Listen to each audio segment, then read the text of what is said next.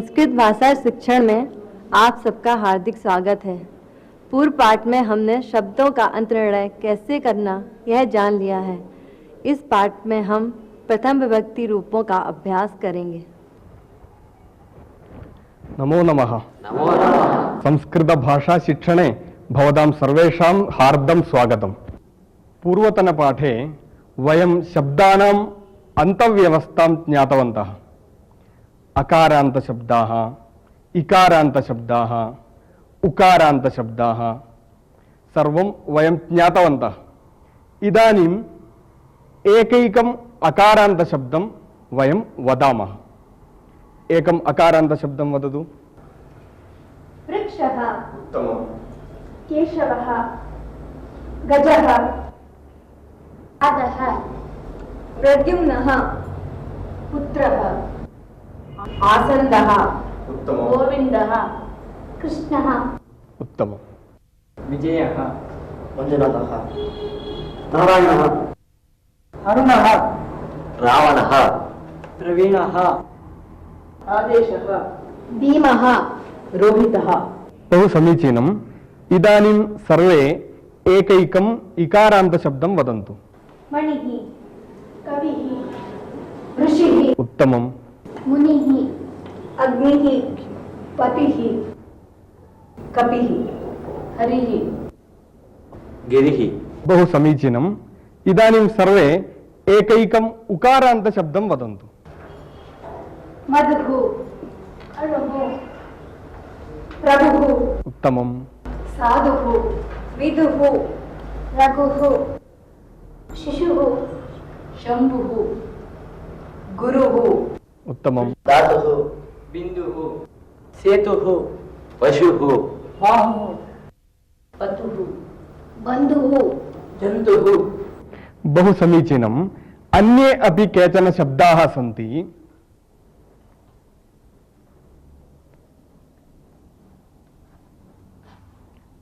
सीता,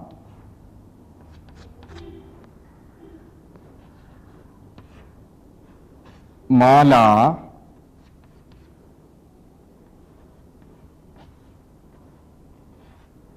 गीता,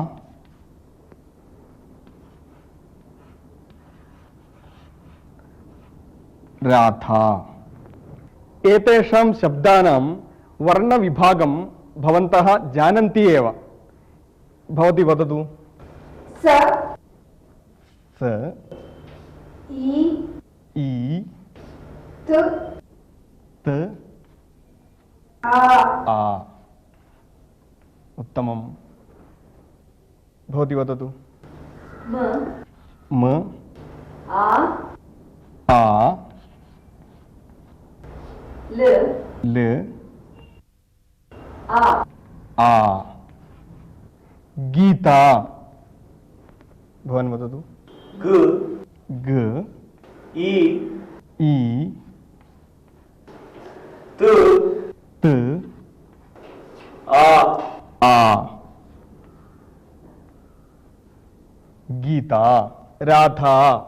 र, र, आ, आ, the, ध, आ। आ।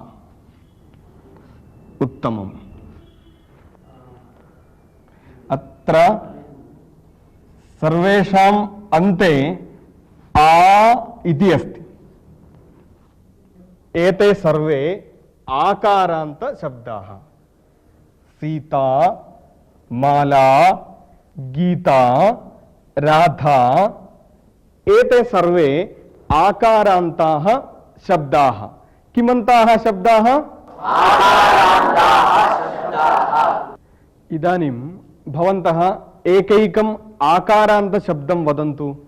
रमा, वैद्या, कुञ्चिका, उत्तमम्। रसना, क्षमा, नासिका, उत्तमम्।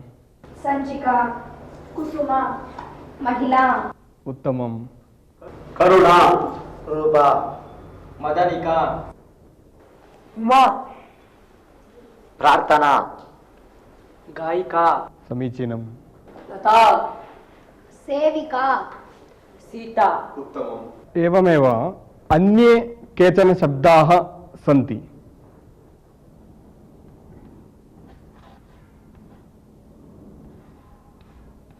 वाणी,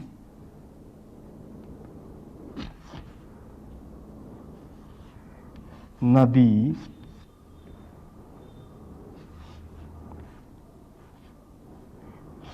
वेणी,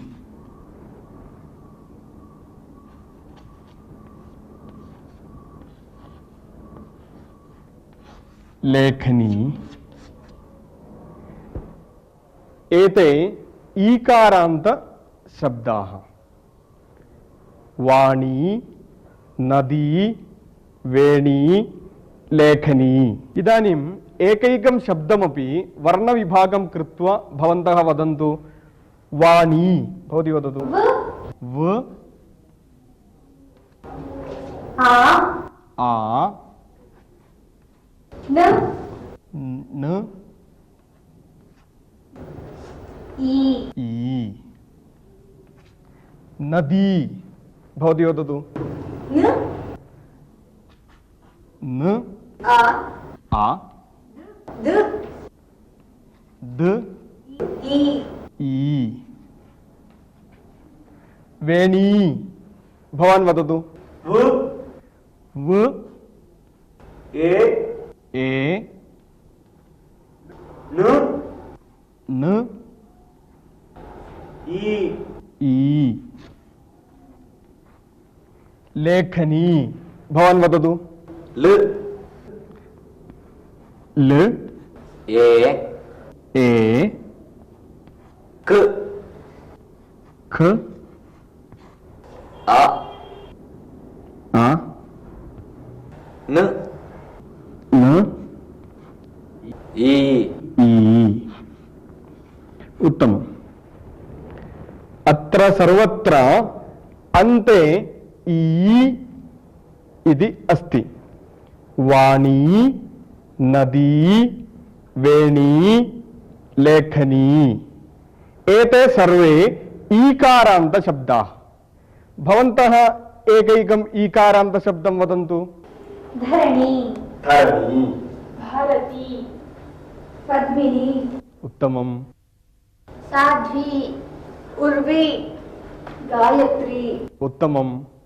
कूपी, सावित्री, कटी, उत्तमम्। भिक्षुकी, सखी, मंडोदरी, उत्तमम्। पत्नी, सरस्वती, मालिनी, समीचीनम्। गौरी, जानकी, राज्ञी। उत्तमम्। एते सर्वे ईकारान्त शब्दाः। इदानीम् अन्यविध शब्दानाम् अभ्यासं कुर्मः।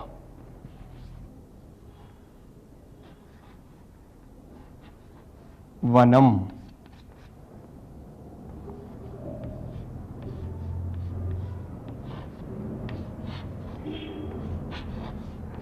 पुस्तकम्। एतस्य अन्ते म इति श्रूयते, किन्तु मूलरूपं व न वन इति अस्ति। तेन कारणेन अकारान्त नपुंसकलिङ्गशब्दः, अकारान्त नपुंसकलिङ्गशब्दः। पुस्तकम्, अत्र म इति दृश्यते, किन्तु पुस्तक इति अस्ति, आ इति अस्ति इति कारणेन अकारान्त नपुंसकलिङ्ग शब्दः।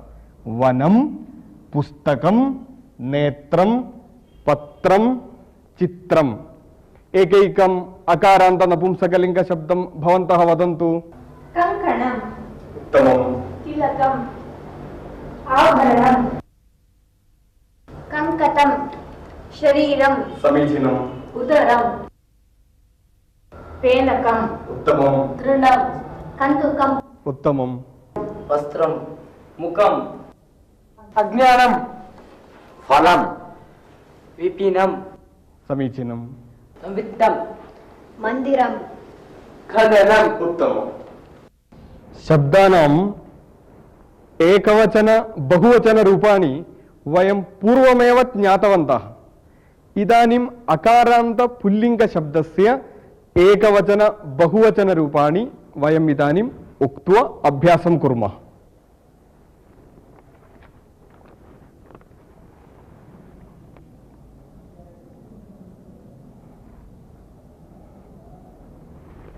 देवः देवाः, चालकः छात्रः भक्तः चषकः वैद्यः कूर्चः दीपः बालकः शिक्षकः विद्यालयः दर्पणः मृगः पुरुषः समुद्रः कोशः। अब आप जान गए होंगे कि अकारांत पुल्लिंग शब्दों के एक वचन और बहुवचन रूप कैसे होते हैं। इदानीं वयम् एकवचन बहुवचन रूपाणि ज्ञातवन्तः। संस्कृते द्विवचनम् अपि अस्ति।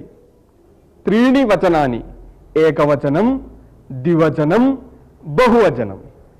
बालकः एकवचनं, बालकौ द्विवचनं, हस्तः एकवचनं, हस्तौ द्विवचनं, पादः एकवचनं, पादौ द्विवचनं, कर्णः एकवचनं, कर्णौ द्विवचनं, देवः देवौ, बालकः बालकौ, चालकः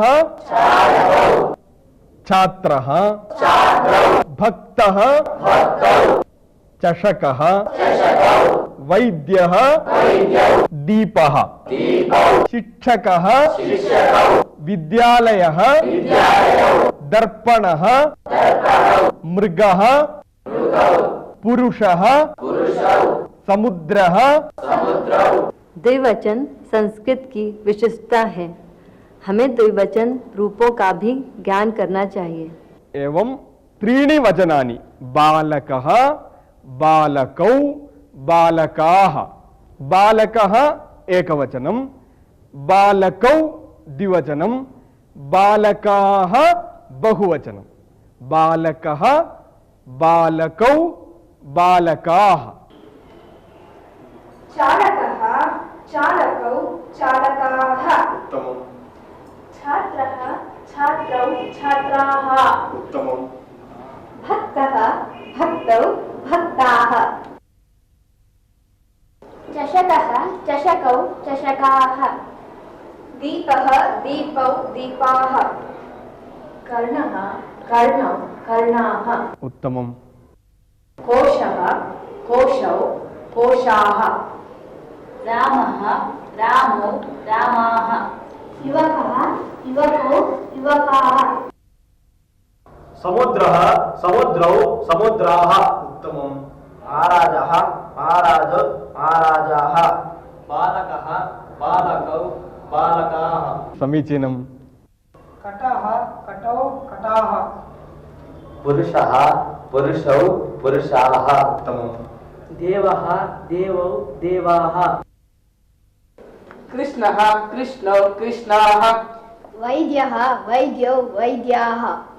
दन्तः दन्तौ दन्ताः। इदानीं वयम् अकारान्त पुल्लिङ्गशब्दानाम् एकवचनं द्विवचनं बहुवचनं ज्ञातवन्तः। इदानीम् इकारान्त पुल्लिङ्गशब्दानाम् एकवचनरूपाणि बहुवचनरूपाणि वयं पश्यामः।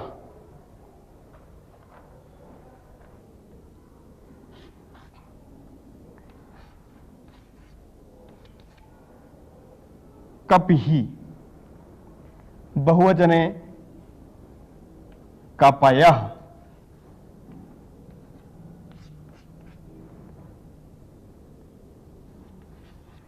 हरिः हरयः।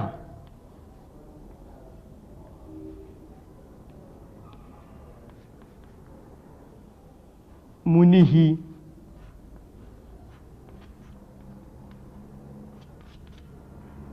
मुनयः।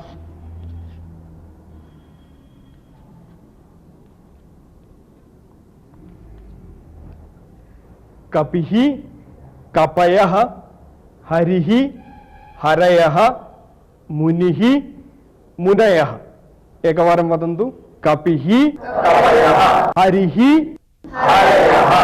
मुनिः मुनयः कपिः इति एकवचनं रूपं कपयः इति बहुवचन रूपं हरिः हरयः मुनिः मुनयः एवं इकारान्त पुल्लिंग शब्दानां बहुवचन रूपाणि भवन्ति। इदानीं वयम् इकारान्त पुल्लिंग रूपाणाम् अधिकम् अभ्यासं कुर्मः।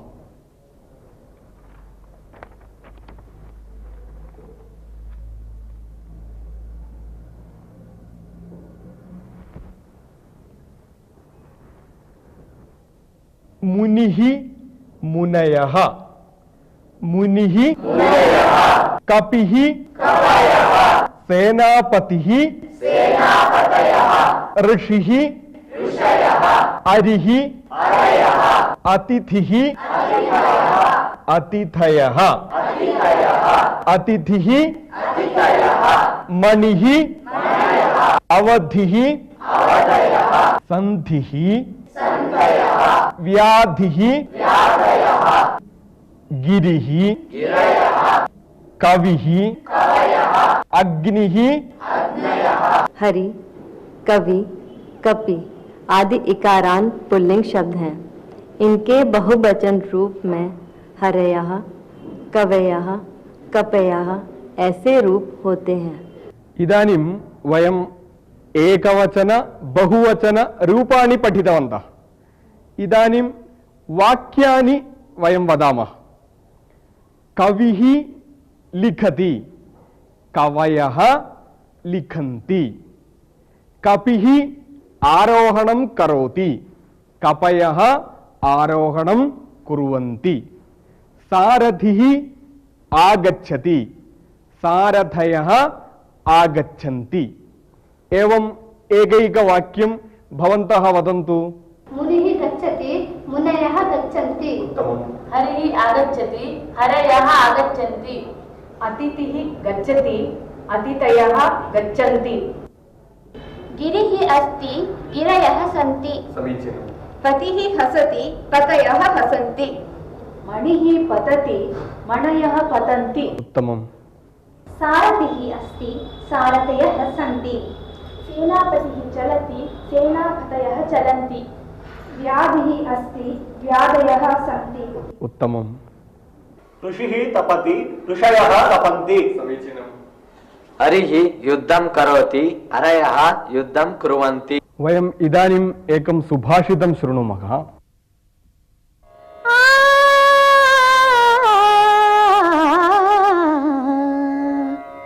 दूरीकरोति दुरितं विमलीकरोति चेतश्चिरन्तनमघं चुलुकीकरोति भूतेषु किञ्च करुणा बहुलीकरोति सत्सङ्गतिः कथय किं न करोति पुंसां दूरीकरोति दुरितं विमलीकरोति चेतश्चिरन्तनमघं चुलुकीकरोति भूतेषु किञ्च करुणां बहुलीकरोति सत्सङ्गतिः कथय किं न करोति पुंसां सत्सङ्गतिः कथय किं न करोति पुंसां किं न करोति पुंसां। सुभाषितस्य अर्थः एवं भवति। लोके सर्वेषां स्नेहिताः भवन्ति एव, किन्तु सर्वेपि उत्तमाः न भवन्ति। तथापि उत्तमानाम् एव सहवासः करणीयः इति वदन् सुभाषितकारः तस्य कारणानि वदति। सज्जनानां सहवासेन दोषाः गच्छन्ति, मनः शुद्धं भवति, अन्येषां जन्तूनाम् उपरि प्रीतिः भवति। सज्जनानां सहवासः अस्ति चेत् किं किं वयं न प्राप्नुमः, अर्थात् सज्जनानां सहवासेन वयं सर्वं प्राप्तुं शक्नुमः। सुभाषित का अर्थ सत्पुरुषों का सहवास हमारे पापों को दूर करता है, हमारे मन को शुद्ध करता है, सभी जंतुओं में करुणा बढ़ाता है। इस तरह सत्पुरुषों का सहवास और क्या क्या नहीं करता, सब कुछ करता है। अहम इदानीम् एकां कथां वदामि। एकः शिल्पी आसीत्। सः यां यां शिलां पश्यति तया शिलया शिल्पनिर्माणं कृत्वा विक्रयणं करोति स्म। एकस्मिन् दिने सः एकां महतीं शिलां दृष्टवान्। तां शिलां सः गृहम् आनीतवान्, तया भागद्वयं कृतवान्। ततः एकं भागं स्वीकृत्य तत्र शिल्पनिर्माणम् आरब्धवान्। यदा यदा शिल्पी शिलायाः अनपेक्षितभागान् दूरीकर्तुं ताडयति स्म, तदा तदा शिला किञ्चित् किञ्चित् दूरं गच्छति स्म। सः पुनः पुनः प्रयत्नं कृतवान्, किन्तु तत्र शिल्पनिर्माणं कर्तुं सः न शक्तवान्। तेन भागेन विग्रहनिर्माणं कर्तुं न शक्यते इति विचिन्त्य सः तं भागं परित्यज्य अन्यं भागं स्वीकृतवान्। अन्यस्मिन् शिलाखण्डे सः शिल्पनिर्माणार्थं प्रयत्नं कृतवान्। बहूनि दिनानि अतीतानि। तत्र एक उत्तम गणेशविग्रहं सः निर्मितवान्। सः गणेशविग्रहः मन्दिरे प्रतिष्ठापितः अभवत्।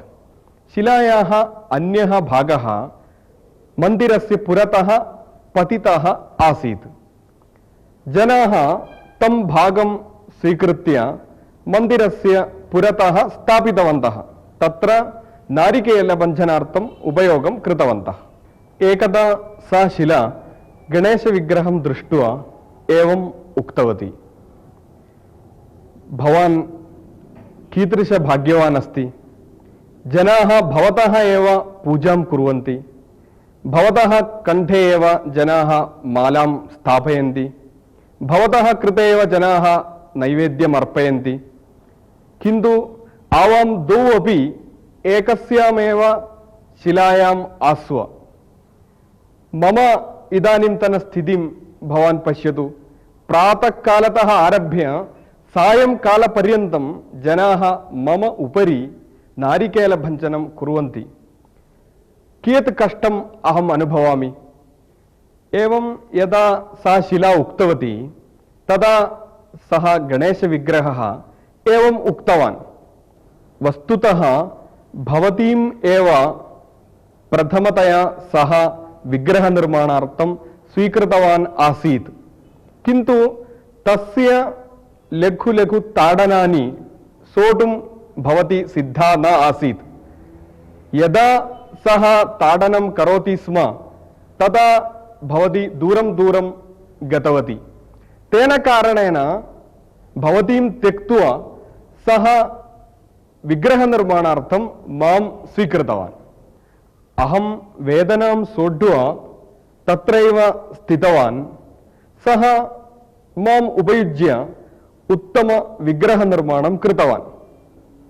मया कृत त्यागस्य फलमेव अहम् इदानीम् अनुभवामि।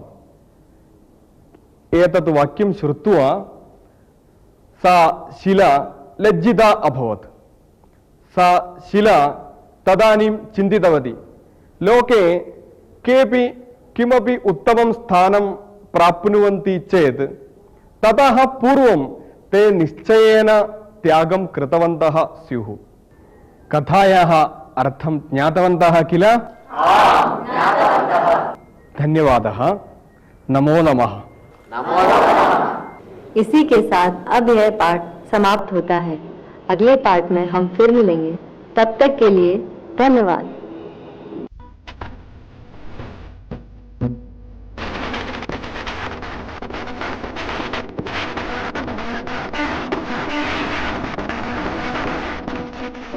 Thank